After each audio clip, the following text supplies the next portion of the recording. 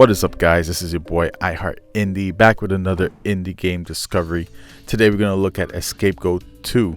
I found this game just laying around on my PS4 hard drive, haven't hooked that thing up for a while, and I decided to play it because, you know, I like indie games and there's a reason that I probably have this. And boy oh boy, am I glad that I did, because I just discovered a really cool indie gem that I think everybody should play. If you like to discover indie games, definitely hit the thumbs up, because then the YouTube algorithm will kick in for you and me too, and subscribe. So the first thing that catches you about this game is the look. It looks really cool. I can't describe the feel that you get from it, but once the audio hits you, that audio and the visuals, it just gives you this feeling that you're really in this cathedral-like place or something and you have to escape. It's pretty nice. The next thing I realize is that it's a one-screen game, and I'm like, all right, you know, it's a one-screen game. How hard could it be, you know? But no, it's pretty tough. It's pretty tough. It doesn't look like it, but it really is. And that's actually good. That's the kind of thing that I want for my puzzle game.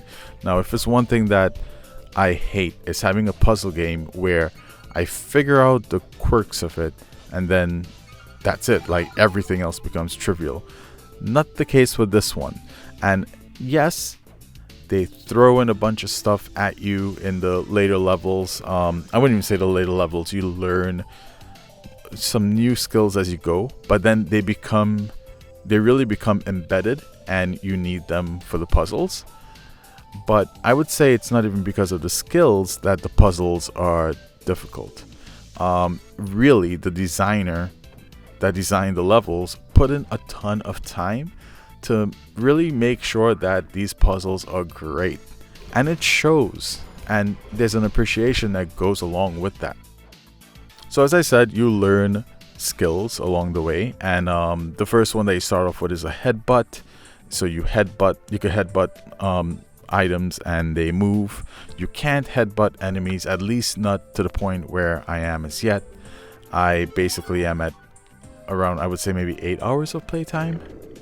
Then you have a mouse buddy, which is a crazy pair, a goat and a mouse, but they work really well together.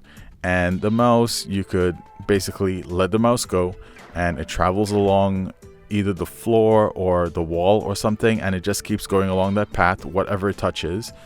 But it cannot walk on ice. Once it hits ice, it turns back. And the mouse just keeps looping around and around. If enemies see it, it will shoot at it, and then it will just come back at you. So that takes place in puzzle elements. If it falls into a hole, you know, then it just comes back at you. It kind of like just magically just goes back towards you. And the thing is, you'll be using it to reach places that you can't normally reach because it's either too far away, or you have to go through a narrow pathway, or you could just let it like walk over a button at the right time. So those elements playing really well. You also learn to let it sleep, so you could put it to sleep like on a block where you need someone to stand there and press. So that's pretty cool. And some of the puzzles have that element to it where you have automatic walkers, enemies that walk, and you need them to walk over like an element, but you can't touch them, so you have to do things to get them there. Overall, I have to say that I really enjoy the puzzles. They do become way more difficult as time progresses, and especially as you include more skills, which is natural, but they never become frustrating. And sometimes you just see the puzzle because everything's on one screen. You could see where it's going, and it's like, man, how are you gonna do that? And you know what? You just do. And I have to say, I saw some puzzles, and it's like, I can't believe I actually did that. And I'm glad I finished it, because I don't know if I could go back and do that puzzle again. I'm sure I could, but it's like you just had to get everything just right. What else could I say about this game? I really like the visuals. I really like the gameplay. The controls are really tight. Couldn't ask for anything more. You control it. It does what it's supposed to do. You could get the mouse the way you want it to be. you have these passive abilities as you play. So like there's one where the mouse picks up like this hammer, and when you press the button, it just zaps to the other side of the screen, and it blasts through whatever is along that path. Like it literally goes to the opposite side. So imagine like the mouse on the ceiling, you press the button and it just drops to the floor, but anything in this pathway will destroy. So these type of skills and abilities are jarring. You know, usually you think about you gain abilities like a double jump or something. No, these are weird and head turning. It's like, that's a weird ability, but they're pretty cool. I really like it. The achievements are not easy. I don't think I've earned one achievement so far, and there are a few of them. So they're making you do stuff. You really have to earn those achievements. There's a map, and the map is like in a cathedral window, and basically it seems like you just have to go up the spine to get to the top, but you'll have to go to side rooms and stuff just to get there.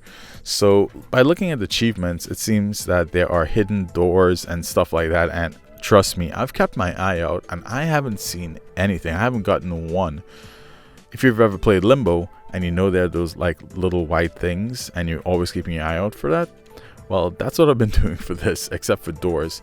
And I feel like maybe I have to go back to some rooms and use my double jump or use some skill that I got and try to go somewhere that I didn't go. That I didn't try, but yeah. Overall, I really like this game. I highly recommend it. It's like your perfect little game. It's exactly what it... Well, actually, I can't say that. It's not exactly what it looks like. You might think it's something lower of stature, but no, it's pretty up there. And I think this deserves much praise. By looking at the Steam reviews, I see that the first Escape Goat got some good reviews, or people said that this game is just like the first Escape Goat except more levels, better visuals, and yeah. So maybe if the first Escape Goat is on sale, you could get that one and see. Well, I think that's about it. I hope you discovered a really cool indie gem, and if so, definitely let me know in the comments. Consider subscribing. I'll catch you in the next one. Bye-bye.